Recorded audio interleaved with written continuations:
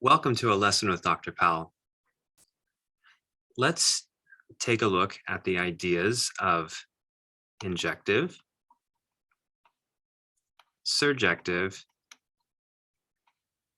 and bijective in relation to a fiber box diagram.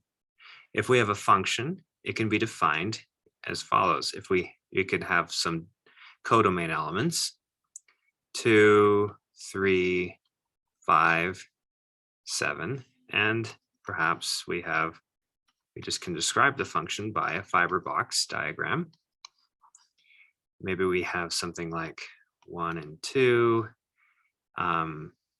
3, 4, and maybe put like 8, and then we have like 9, 10, and 11. Okay. Now, notice, in order for this to be a well-defined function, though, we have to be a little bit careful for a fiber box diagram, because to be well-defined, we don't want these boxes to overlap, there to be any intersection on them. And the reason why is because you don't want the same thing going to two different places. Then it won't be a well-defined function. We won't know where to send to. We need just to be able to send it to one place. So we won't want to put a 2 right here with a 3, because we only want the 2 to go to the 2. So one interesting thing is all of these things are disjoint. Now notice that if all of the boxes are filled, then we call that surjective. The function is surjective if all the fiber boxes are filled. Now, if all of the fiber boxes only have one thing in them,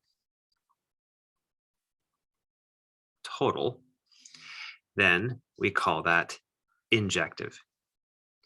If both conditions are satisfied, then we call that bijective. So this is an example of a bijective function.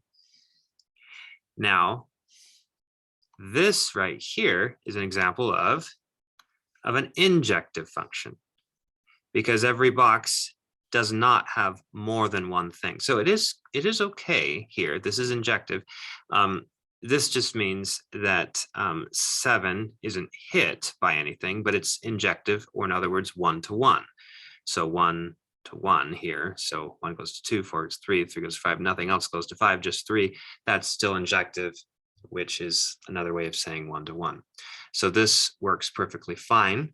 You can have some of the boxes empty, but if no box has more than one thing, then it is injective. If, however, you have any empty boxes, then it fails to be surjective. Surjective means that every single codomain element is hit. So you would have to have that.